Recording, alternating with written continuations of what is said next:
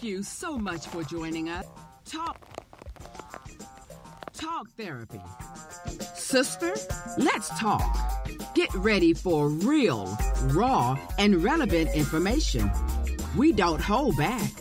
Topics from ministry, life, marriage, and everything in between. So, buckle up, hold on tight.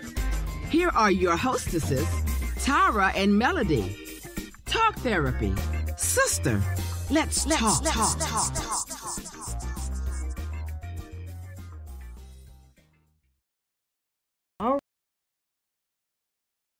How y'all doing? How are y'all doing today? Yes, it is Talk Therapy. It's Tuesday. It's December the 1st, Melody. Yes, it's December the 1st, and you know I'm excited. Yes, because it's your birthday month. It's my birthday month. Yes. I am counting down to 50. Yes, I am ma'am. counting down to 50. December 23rd. I can't wait. 22 more days. 22 more days.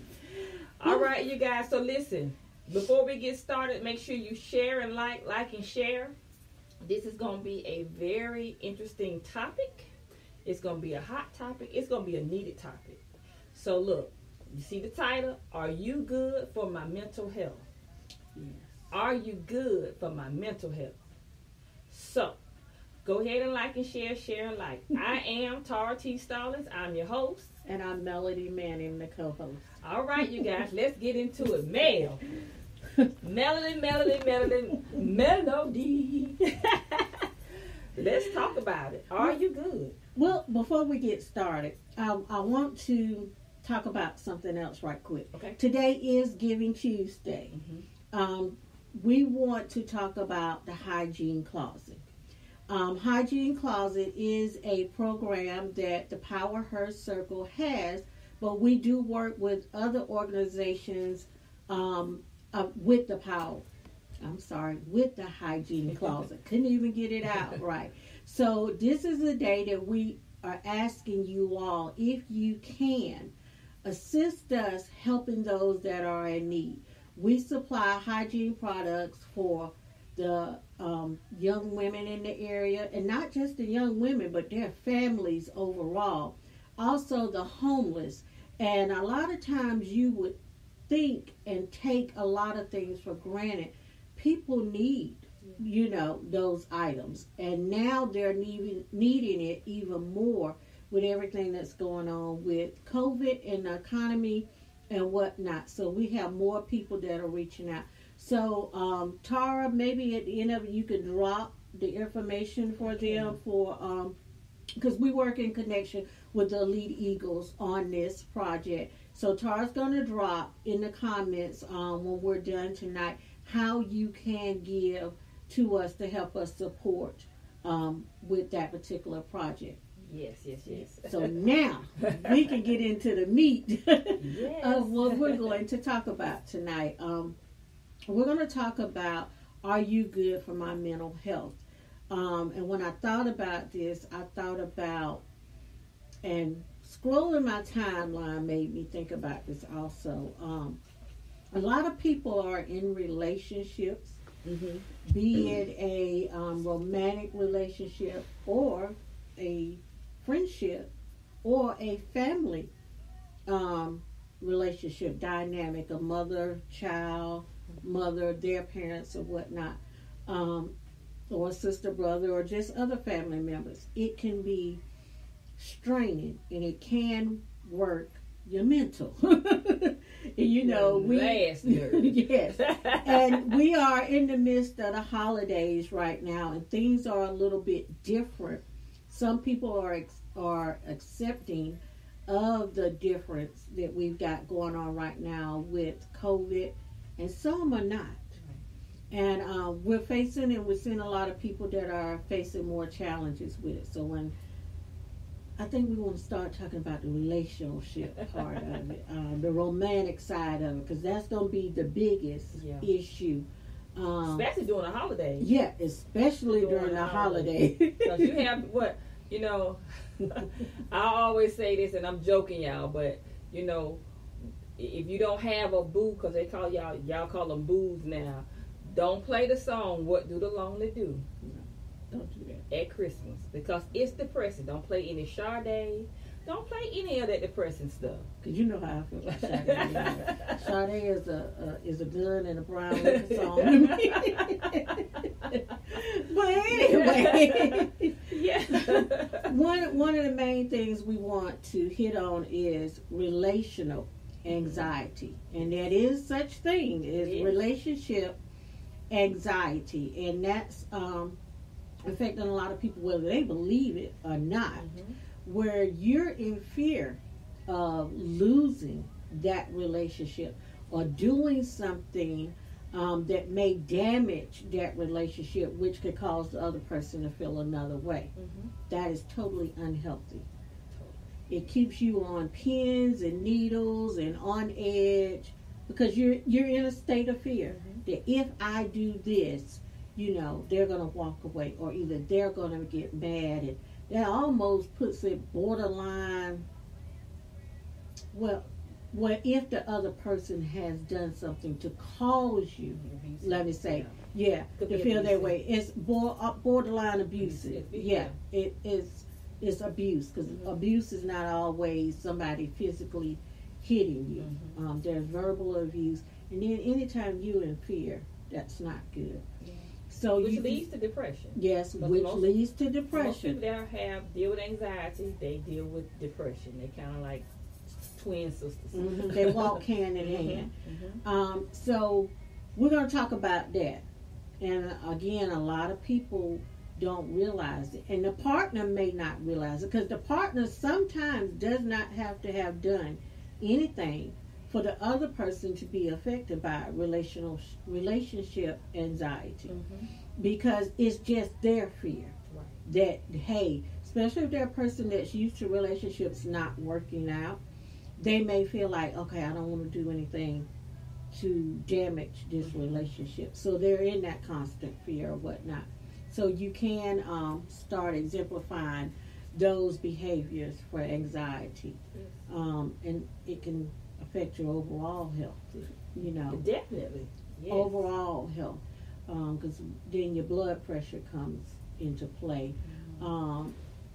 Your mood swings come into play, and your stress levels change, because most of the time when you're dealing with relationship anxieties, you tend to shut down. So there are some things that you may need to say, express concerns about or whatnot. You're not going to do them out of fear, and it could be a real issue that you need to discuss with your partner or whatnot. So you shut down and you don't do it. So you carrying all of that bottled up inside you, and then sometimes when all of that starts to fizzing and popping and it's time for it to come out, that's why you have people that can be in relationships, and the next thing you know, they're ready to commit suicide because that partner is gone or whatnot. Definitely. So we just want you all to think about it. So if you are in a relationship, think about what you're displaying. Are you comfortable talking about what you need to talk about? Are you comfortable living a life that's fulfilling to you? Yes. Also. Yes. Because, sometimes people adjust their lives to their partner. And they're just living, they're not thriving. Yes. Let's talk about that a little bit, because and we say partner, well that's you could be married or not married. And to me it's worse if you're not married. Yeah. Because you commit yourself to a person that's not in covenant with you. But if you're in covenant, which is marriage, with someone, and you're in fear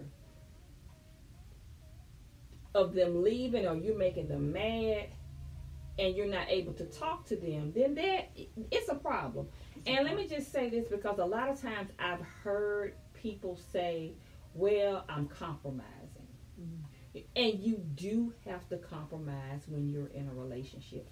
That is not what we're talking about. If you're in a marriage, yes, you have to compromise things in a relationship, but you never have to compromise who you are. Mm-hmm. Because when you're in a relationship, the purpose of that relationship is to help add to the other person, and that other person is adding to you. Now, of course, personality,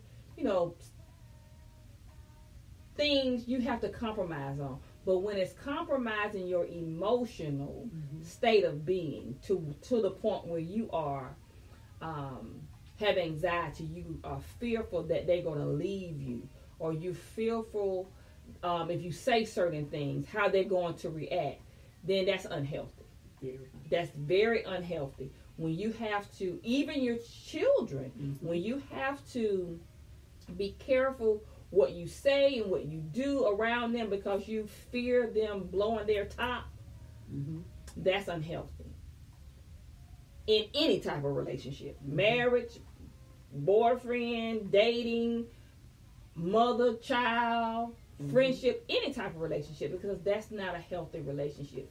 And unfortunately, it's so many people that have become accustomed to the dysfunction of relationships that has become their normal. True. And that's why we're talking about it, because we want you to just examine some stuff. And Tara said, in fear of them blowing their top or whatnot. And again, the other person may not be that type of person to blow their top. It's a self-imposed thing for some people. So sometimes when we're in relationships, we're so happy that we're in love and whatnot, and we miss a lot of things. And when you're in relationships, sometimes you can't always be examining the other person. We have to get where we examine ourselves in a relationship. Ask yourself sometime, hey, what am I doing in this relationship? What am I bringing to the other person? How do I truly feel in this relationship? Do I see myself with this person long term? Can I continue to function like I function? Am I able to be myself? What I'm bringing to the table, is it enough? Because especially when you're young in relationships, fresh in relationships, or when you're dating, it's important to take that step, not just to evaluate the other person. You've got to evaluate yourself as well, as to why am I doing this, especially when you're doing things that you don't normally do. Because sometimes we're quick to say, oh, I don't normally do this. This got to be love. No, not necessarily. No, not necessarily. Not necessarily. So you do have to be mindful and take that time and do the self-examination as well.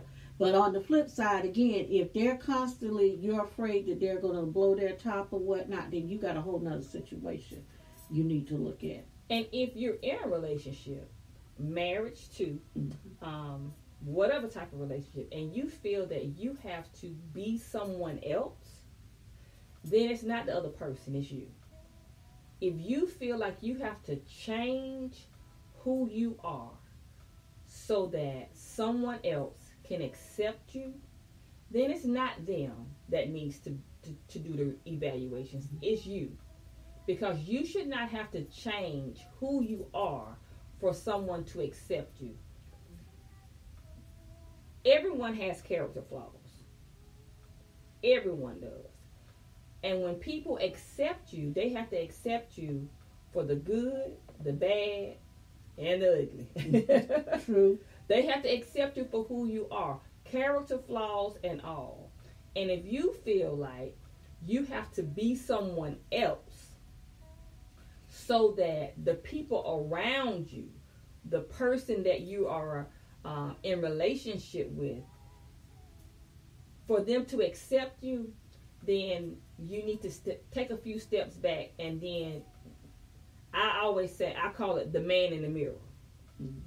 Reevaluate who you are, because there's a step in your psyche, in your mental health, ability, emotions that has been missing or has been flawed, because now you feel like you have to change to make someone like you. And the main way to tell if that is one of the issues is if you feel like you're always having to prove yourself to that person. I got to prove who I am. I've got to prove how smart I am. Mm-hmm. I've got to prove that I'm the person for them or whatnot. Mm-hmm. Those are the type of things you got to really, because then, you may not be what you're trying to be so that they will accept you. Mm-hmm. So, yeah, you have to really take a look at that. And then if you're not able to have a conversation once you've looked at it, and if you're able to have that conversation with that partner, because you got to get to a point where you get past that fear. Yeah. Because let me back it up. If it is not imposed by your partner, then you need to figure out or seek help to figure out what is the root of this fear. Why am I fearful in a relationship? Yeah. And you need to deal with that, because that's a baggage you don't want to take into a relationship, because what you're going to end up doing is driving the other person crazy. Because most of the time, what comes along with that is insecurity. It does. So you're going to drive the other person crazy. Where you at, what you doing, who you with, what time you coming home, where you been, all of that. Right. So you got to figure out and deal with why you're in that emotional state. Because there's something that triggered that. And most of the time it can be from previous relationships. Definitely. Or it can, again, be from something that happened in childhood. It could have been you watching your parents' relationship. How things are going. Watching things as a family dynamic. So even if you didn't have both parents in your home, you got an aunt that was married to a man, or, your uncle was married to a woman, and watching how their relationships progress. So it could have, planted something within you. So you have to deal with that. But if it is imposed by the partner, then you all at some point need to have a discussion as to, okay, what's going on here? Yeah. How are we going to deal with this? Do we need outside help to deal with this? And I would add this, especially because of the society that we live in now, with television, music, so many unhealthy examples of relationships and how relationships are supposed to be. If you're in a relationship, especially an intimate relationship, a marriage, that relationship should be the healthiest relationship that you have with anybody besides your parents. Yeah. You should be able to be safe, safe, and your true self around that person at all times. If you're in a marriage, or you are dating, thinking about getting married, and you cannot be your true self, then you need to reevaluate that. Because if you're in a relationship looking to get married or married, and you can't be yourself with the person that you say you love, then who can you be yourself with? Who can you be yourself with? Wow. And so, who wants to live a life with a person that they say they love and the person loves them, and they have to live a falsity, live in falsehood, because they can't be who they really are? And that runs deep, Tar, because when you think about it, with that, when you go home, your residence, your home, your bedroom should be your solitude, your peace, and if you're not, you and your partner, or your husband, spouse, or whatever, are not there, and you're not genuinely yourself, then you don't even have peace at home. You don't. You know, and that's one of the most important places you should be able to go and just be at total peace, be yourself, unwind, and express yourself. But you know, so often we're not taught that. You said it earlier. You watch your mother, your uncles, your aunts. You see them in dysfunctional relationships. So you take that to be how a relationship is supposed to be. And you start displaying those same behaviors. Because remember, it's not what a person is taught, it's what's caught. Right. It's how we live. It's not what a person tells you, it's what you see, usually what you display. Yeah. You either become that person or you become the total opposite. And neither one of them are good, because both of them at extremes can be detrimental to a relationship. Because that's where insecurity can rise up. So are you good for are you good for my mental health? Your partner, just your family member. Yes. Because we have siblings that still are dealing with sibling rivalry. Can be 70, 80 years old and dealing with something that happened when they were 10 years old, and they're still holding on to that. You know, it's funny, but it's not funny. Still holding on to that deep inside, and it rears its head, you know, every so often. And most of the time it's if you're together for long periods of time at a family function or something. Let's just be real. Yes. It comes up somewhere in the conversation, in the midst of stuff, and you got somebody sitting there looking like, they still holding on to that. Yes. And, you know, by that time, they're laughing at it. Other person is serious or whatnot. They're in a whole nother atmosphere because, you know, it has affected them differently. And you like, really? So the thing is how do you deal with moments like that? Because this is the holiday time. And even though we may not be together physically, people are doing Zooms. And, you know, even with the Zooms, you're still talking, you're still laughing and whatnot. And some stuff can come up. Be it good, be it bad. You know, and if it's bad, you know, sometimes you got to learn to say, okay, family, see y'all next holiday. Or schedule a time. Now, sometimes you can't. I'm a big advocate for talking through the problem. But everyone may not be to the point where they are ready to talk.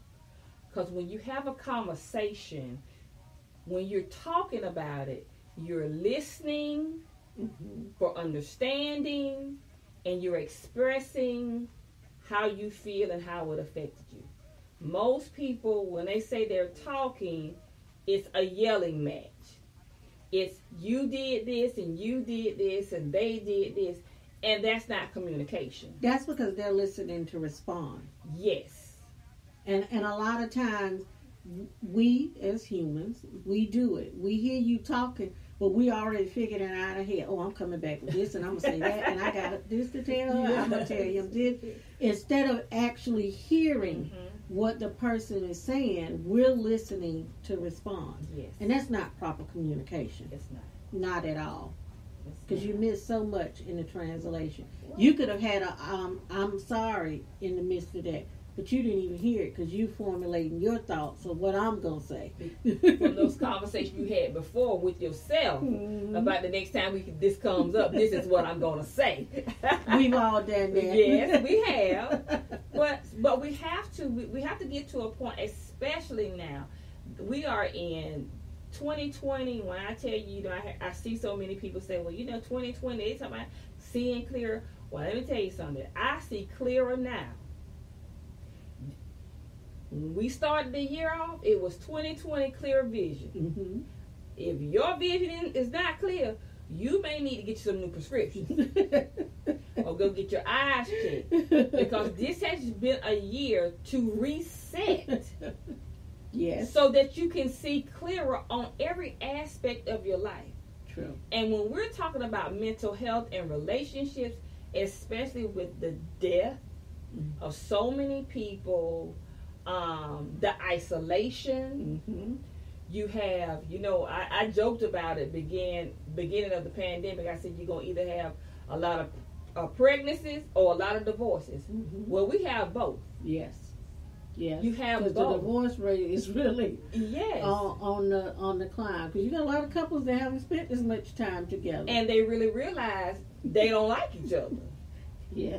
They didn't like each other, or they were there for the wrong reasons. So, and they're not able to spend that much time with each other. Mm-hmm. So we really have to look at, are you good for my mental health? So you have to ask yourself that question. The people that you are around, is it good for your mental health, your mental stability? Mm-hmm. Are they causing you anxiety? Are they causing you frustration? Are they causing you to be depressed? Mm-hmm. Even your parents. What I'm talking about, I'm not talking to you guys that live with your parents and they take care of you. That's not who I'm talking about. And it may be dysfunctional, but if they're taking care of you, it's not too much you can do except able to take care of yourself. Yeah. Yeah. But I'm talking to you, if you are an adult and you have a parent that has some character flaws, because remember, we all have character flaws. Mm-hmm. We all have character flaws. And what I had to learn with dealing with people is a lot of times, especially with parents when they deal with their children, they cannot separate the fact that their child is an adult, and they still try to address them from the viewpoint and the perception of when they were a child. Mm-hmm. So instead of looking at, this is still your child, but this is your adult child now. Mm-hmm. So you have to they have to deal with you differently. And the child has to deal with the parent differently. Now, a lot of parents, because I'm not going to say most, but a lot of parents are what we call stuck in their ways. Mm-hmm. They don't feel like, and depending on what era they were brought up in, they don't feel like their child should correct them or call them out on anything or even discuss certain things. They just feel like you shouldn't, you just being disrespectful. But when it's to the point when they're not good for your mental health, when your mental health is being disturbed, you have to do one or two things. You're either going to have to confront it, or you're going to have to come to the conclusion and say, hey, you know what? I'm going to have to let this go, because I can say something, they're not going to get it, they're not hearing it, and they may never will. And pray about it and let it go. Because at the end of the day, it's your mental stability, because they're going on. Yeah. They're going on. They have gone on, and they're going to if they change, they change. If not, they may not change. And you still angry with them for them being them. I would say this from the spiritual speaking side. I don't do this now, but I would before. You get mad with a sinner for being a sinner. You can't get mad with a person when you know how they are for being who they are. And we don't know their backstory, why they act like that. Mm-hmm. So all of those things kind of come into, you have to put those in consideration when we're talking about, dealing with people. But at the end of the day, with all of that being in consideration, if they are not good for your mental health, mm-hmm. it may be time for you to cut ties. At least, if you're not cutting ties, make that gap between you a little bit wider, so that you can have a better mental composition and disposition about that person. Yeah. Because it's okay to say, hey, love you from over here. This is my thing right here. How you doing? I'm good. Deuces. There is nothing wrong with that. There is nothing wrong with that. There's a healthy way to break ties, because breaking ties, when people think of breaking ties, and we hear a lot of people coming up to this time of year say, hey, I'm dropping a lot of dead weight, a lot of people or whatnot. You don't have to be mean to a person. You don't have to totally just wipe them out, totally dismiss them. But what you can do is, in a healthy way, set your tone, your atmosphere, your boundaries for yourself, for people. And it can still be a cordial situation. It doesn't have to be nasty. It doesn't have to be mean. And you don't have to totally dismiss them. There is a healthy way of handling and doing anything. And if you have people like that, and if you find that the conversations that you may have with people can be bringing on anxiety, then, hey, you just can't have those conversations with them. Now, that don't mean you can't check on them, but you remain in control of the conversation. You hear them, you checking on them, you making sure they're okay and whatnot, and keep it moving. There's healthy ways to do it. I just experienced that recently with one of my family members, and I know my personality, and I know what I'm passionate about, and I know how things can irritate me because I'm passionate about it. So when you know someone is not going to change, and when they start displaying the behaviors that gonna cause you to get attitude, it's time for you to get up and go. Yeah. And that's what I had to learn how to do. When they start displaying the behaviors that we've talked about in the past, that this is why you shouldn't do this, and why 1, 2, 3 ABC, and they continue to do it, that's when you have to make a decision. I had to make the decision to say, you know what? Okay, it's time for me to go.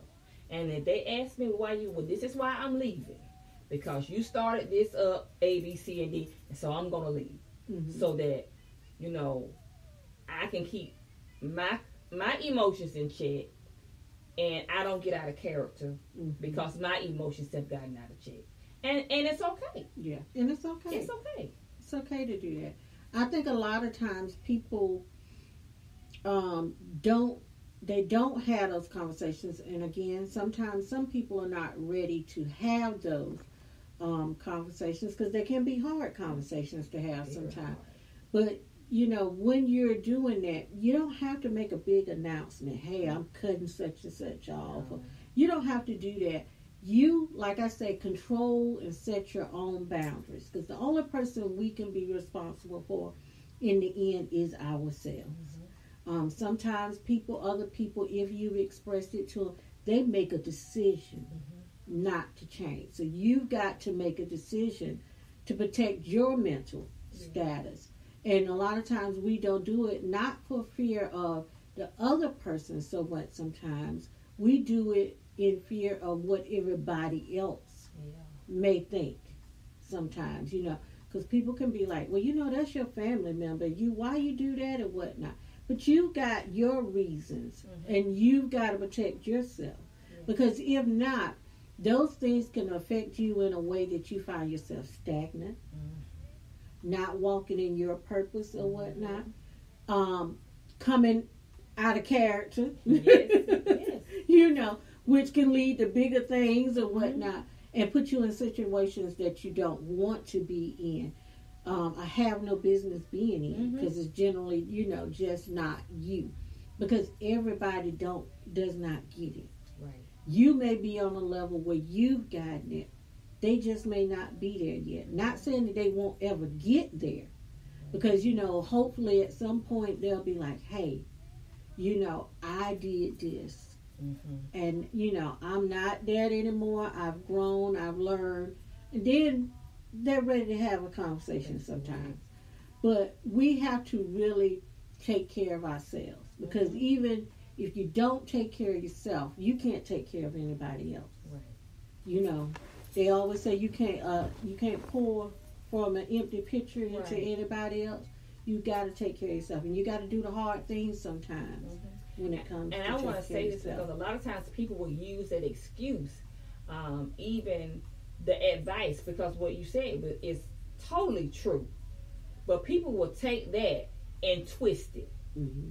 They will take it and twist it and say, "Oh, well, you know, I just gotta cut ties with them because they have bad energy and they in my space and all of that stuff." When you have not tried to effectively communicate with them, You got to try to effectively. you have to really try. Now, if you tried to communicate with them 10 years ago, and you still talking about that's bad space, because the person you were 10 years ago, they not that same person, and all situations change. Mm-hmm. So you really have to try to come to some type of resolve. And if you know that you cannot come to a resolve, that's when you have to say, "Hey, I'm going to have to deal with you from a distance because you are affecting my mental health." But don't use it as a cop-out to say, "Hey, I'm just not dealing with them because I tried and it was in 1947 and they didn't try. We was a yelling match." That was in 1947. That was in 1990. That was 5 years ago. You try to make peace. Mm-hmm. And when you notice that you cannot make peace, then sometimes the peace is stepping away. I'm a venture to say this, Tara. I believe we have lost the art of communication, because proper communication is an art form, and I think we've lost that, because you have people that talk all the time to people, but are they having real conversation? Mm-hmm. And I think some of that comes from where so many of us have been hurt. We're dealing with so many other things that are outside that's affecting our internal. Mm-hmm. And a lot of people don't trust. Yes. They don't really trust. You got people that say, "Hey, that's my best friend," but you really don't genuinely trust them. Mm-hmm. And if you don't really trust them, how are you all really communicating? Wow. And the question is, what are you talking about? So some of that, when you're saying, "Oh, I'm going to cut them off," have you all really communicated? And that might be something we need to talk about, the real art of communication. Yes. Because I think we've lost that somewhere in translation. And that's why so many people can find it easy to text. Mm-hmm. Oh, that's a whole other show. It's easier to text because we've lost that. Mm-hmm. It's easier to send an email because we've lost that. But it's something about that verbal communication. You can tell tones, because I'm a firm believer. You send me a text message and I'm like, "Hey, wait a minute, I need to call you." Because I need to know what the tone is behind this text message. Because, sometimes you can read something and you'll be like, but they don't really mean it that way. Right, correct. Because when you talk to somebody, you can hear that in, the fluctuation and stuff in their tone. You can't do that with a text message. It leaves a lot to the imagination, which is, scary. So I think we might need to talk about that, the real art of communicating. Because if we and people genuinely understood the art of communication, relationships, romantic relationships, parent-child relationships would be so much better. Because just think about, when technology started advancing and before that, families had to genuinely talk. Yes. They didn't have cell phones. Mm-hmm. A lot of folks didn't even have house phones in the neighborhood. That's right. That's right. And the women would sit on the porches and they would talk. Mm-hmm. The men would gather and talk. Not just at the barbershop. They'd be under the tree with the trash can and the smoke coming up. They were talking. Yes. You know, so we've lost that. And when you're talking about communication, and I'm talking about it now because it does play a big part in your mental health. Yes. Because just giving some things that voice can relieve stress. Oh, can you please say that again for our listeners? You know, giving some things voice, putting a voice to it, can relieve stress. Because some things you're carrying around that heavy load, that burden on, and your body's tightening up, you got a headache, your blood pressure is up. If you just speak it, Yes. and if you're able to speak it in an atmosphere where you feel safe, non-judgmental, it lifts something off of you. Now, that may not solve all your problems or what's stressing you, but it does reduce it some. It does. You're releasing it some when you put your voice to it. It does. That anxiety, if just, you know, talking to somebody and letting your concern out, it gives the other person a chance to respond. Yeah, because I do it as mail all the time. Well, we do it to each other. I call her, she'll say, Tara, what's wrong? Well, what's wrong today? And she do it to me now. But look, most of the time I get her soon as she pick up. Wait a minute, let me tell you this right here, Tara.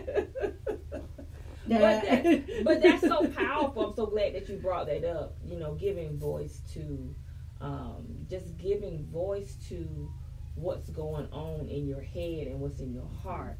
That is a relief. It's a relief for you, your psyche, for your mental stability. Just giving a voice to it. Yeah. Sometimes you have to work it out. You Yeah. know, you just need to work it out. You know, just work it out. So that was just so powerful what you said, and I'm glad. I just really want you to, you know, hone in on that, because so many people, we have been deemed complaining. Let me say that. Yeah, I'll use that other word, but I can't use it all. Complaining when you are sharing. It's not that you're complaining. You've given it a voice. You're working it out. Because everything that you say, you don't necessarily mean to do, but that's just how you feeling in that moment. And sometimes you need to get it out so you can get that moment out, so that you can get your balance back, so that you can get your emotional and mental stability back in line, so that you can say, okay, this is what I need to do. You know, this is how I need to handle that. And you need to give it voice sometimes. True, very true. And I'm glad you said something. You brought up that word complaining. If you're talking to somebody and everything you say, they say, oh, you complaining. Here you go complaining. Might want to check that. That's true. You might want to really pay attention to that. And when I say pay attention to it and check it, I'm not so much talking about yourself. I'm talking about the other person. Yes. You know, because it's a level of how concerned they are about you. Because if a person is genuinely concerned, they want to know what you're feeling. They're concerned about your thoughts. Yeah. Especially if you're dealing with the relationship anxiety. If you're expressing to them that, hey, I'm fearful that when you do this, it may do this, or if I'm doing this, I'm afraid you may react this way or whatnot. They should be concerned enough to listen, to want to know, what's going on. And that's not complaining, because complaining is a whole different thing. Yeah. Yes. And some men like to call it nagging sometimes, but And it's not nagging, it's just having conversation. It's having conversation. And I believe it's a time and a place for conversation, that communication. Because if it's something really serious or whatnot, then You don't want to do it in the middle of the grocery store or right there with the kids screaming and hollering and Yes. or as soon as the person walk in And the you door. don't want to text them. Yeah, and you don't want to text. You them. don't want to text them. No. You definitely don't want to. We do live in a society where texting is very prevalent, Mm-hmm. and I text, but I think intimate relationships, it needs to be a phone call. it needs to be conversation. Yeah, a conversation, a voice. Yes, it needs to be conversation. And I really would. I go even further, a face-to-face Yes, conversation. yes. So that you can see, and tone and body language Body language plays a big plays a major part. I have blocked so many numbers because of texting. I would block you and not answer because of text. Oh, okay. You don't want to talk to me, because you texting All the time. It don't. all the time. I hate that WYD. Let me tell you something. Don't WYD. Because why you WYD is because somebody is there with you. That's what it is. You don't want to, so don't do that. Because I'm a pro at, I'll block your number. I got an anointing to block your number. You may sit on red for a while. So yeah, you said sit on red for a while. Yeah, they'll be like, "Oh, I know she the red that." Red, yes, Mhm. yeah. So we really need to just, we have to really check ourselves, check to see if the person that you're person or persons that you're dealing with are really good for your mental health. Yeah. We're about to go into 2021. This has been an eye-opener of a year. Mm-hmm. And 2021, if it hasn't brought if it hasn't brought change in a positive way in your life, it's time to do it. Mm-hmm. Change the way you communicate. Change how you allow things and people to stress you out or cause you anxiety. Change how you look at life, period, from your mind, body, and spirit. You have, because every aspect of life has been changed. Mm-hmm. So we have to reevaluate how we do life, how we do people, how we do our spirituality. Mm-hmm. We have to change that for the better, so that you can become better. Yeah. It's time out from just talking about what you're gonna do. It's time to do it. Mm-hmm. Because if you don't do it now, you may not get a chance to do it. Yeah. That's true. That's just reality. You may not get another chance to be the better you, Mm-hmm. to heal a relationship, to mend a relationship, to build a relationship, Mm-hmm. to heal and become whole in yourself. Mm-hmm. You may not get that chance. So it's time to really evaluate. And I'm gonna even say this. You say, are you good for my mental health? Sometimes you have to ask your own self that question, Mm-hmm. not other people. Yeah.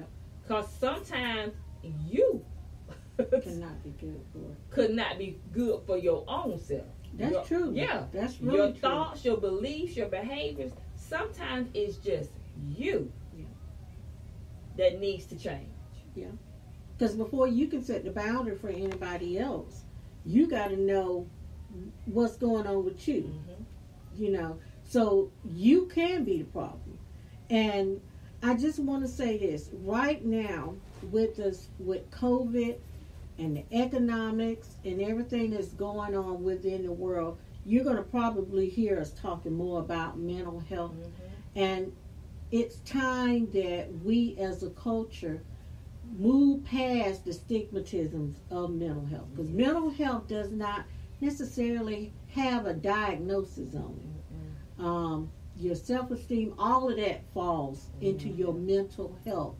And there's so many outside factors going on. That's why we've got to be good on the inside. Yeah. And your relationships are going to play a big part of it. Communication is going to play a big part of it. And I'm just going to say this because, you know, it saddens me sometimes, because I was on the phone with Tara the other night and I had to stop and I said, wait a minute, you know, and I'm reading some stuff. It's a lot of people that are dealing with things right now, really dealing with it, because this is something totally new that has not been seen in how many years. Well, even it's different from past, from, you know, from 1919, you know, from then, so and everybody may not be affected the same. You may be not affected by it, someone else, and you can't tell people how to feel. So we're gonna need each other. We're gonna need each other, and to be able to support each other, we got to be able to communicate with each other in a healthy way.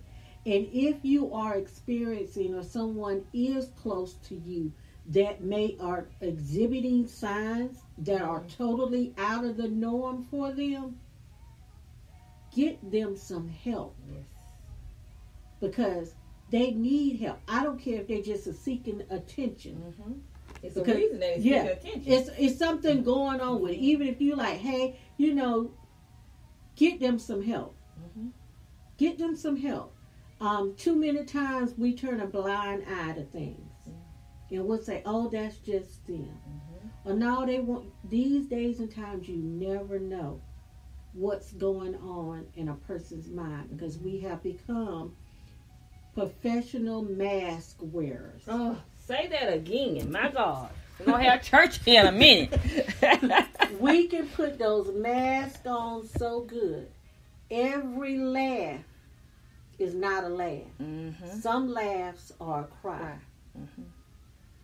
Every cry is not for sadness. Some tears are for joy. But we still have to know how to receive each one from people. So I'm just saying, pay attention to your people. We've been saying this for the last couple of months. Pay attention to your people. It's really important that you pay attention to them. Listen to what they're not saying. And don't just assume anything. You know, because I've been seeing some stuff. Some people are handling stuff well. They're devised a plan as to how to handle their anxiety and whatnot. And then some are not. And I would hate for anybody to get that phone call. Definitely. You know, and I'm saying this because I'm seeing it going up and down the timeline. You know, I'm laying in the bed at night scrolling, and I'm like, wait a minute, this right here ain't, you know, because I stopped dead in my tracks. You know, but we got to be mindful, you know, and I'm going to take you know, I don't mean to sound spooky, but sometimes I lay my hand on my phone for my Facebook friends. Because I know there's a lot of things going on. So when you see it or you're dealing with it, just be mindful of it. Get a person some help, because if it was me, I'd rather for you get me some help. I'd be mad with you for a little while, but then I'd be all right. Get them some professional. Professional help. Trained help. And I'm going to say this, our time is almost up. Because I see too many people that when they see something on a timeline, or they hear something, the first thing they want to say, you just need to give it to Jesus. And I am a believer in prayer. But my question is this. How do you know, one, that they are a believer in Jesus? Two, that they even know how to pray to get Jesus. That they have enough faith to believe that he's going to do it. So it's nothing wrong with giving people, oh, just pray about it and give it to Jesus and he'll handle it. Yeah, he will. But he has also created people that are educated, that are trained, that are professionals to work through them. He's working through them so that those people can get help. It amazes me that when people have high blood pressure, they don't say just go to Jesus and pray about it. They go to the doctor and the doctor give them some medicine and they take the medicine. Mm-hmm. When they're in pain, they take Tylenol and aspirin. When they have a cold, they take cold medication. You believe that the medication is going to help you. If you are suffering emotionally, go get some professional help. It doesn't mean that you have a diagnosis. You know, everybody doesn't need a psychiatrist. Everyone doesn't need a therapist. But everybody needs somebody. You may not have something that's diagnosable. Well, now you have trained life coaches that are trained to help you in your mental health. Get someone, seek help with people that can help you. You have pastoral counselors that can help you. So don't just dismiss and say, oh, just give it to Jesus. Because I know he is the healer. Not just my healer, but the healer. But I do know this. He works through people. Because the Bible says, how can they know without a preacher? How they gonna know? You have to have someone to teach you what the way to go. So we are created to be relational. It's not just give it to Jesus, because you don't know who Jesus gonna work through. You don't know who he's gonna work through. Who has your answer? So go and get some help. Don't be afraid. Go and get help. It's too many people that are offering help. It's too many people that are suffering in silence that need help. And don't just go get anybody. Do your research, please. Do your research. Ask questions. Do your research. Make sure that the persons that you are seeking are going to be the best ones for your mental health stability. I'm done. Well, I think you covered it all. I'm done. All right, you guys, remember that today is Giving Tuesday. I will in the link drop in for Elite Eagles. And you can reach out to Power Her Circle, either Melody or me. If you want to drop off supplies, we need all hygiene products, sanitary napkins, tampons, wipes, lotions, toothpaste, body wash, toothbrushes, deodorant, hand sanitizer, lotions, and we're even taking toilet tissue. Yeah. We're even taking toilet tissue now. So we are taking and we are distributing. We are distributing to other organizations. We have our own girls groups and mentoring that we distribute to, and now homeless. So the more you give, the more we can provide for the community. And y'all, it's a real need for it. It is. Because you had somebody contact you from Washington Wilkes. Yeah. We're working with an organization up there. So it's a need. It's a need for it. So, and if, look, only thing you have to do when you go to the store, just buy extra. Mm-hmm. Just buy extra. Go to the dollar store. I tell people take $20. Mm-hmm. Go to the Dollar General and get 20 items. Yeah. Or get two. If you get 20 items, that's a big help. That's a big help. If you spend $20 a month on extra hygiene items, that's going to help someone that doesn't have it. Mm-hmm. So until next Tuesday, you guys, y'all be safe. And look, ask yourself that question. Are you good for my mental health? This is Talk Therapy. See you next week. Thank you so much for joining us.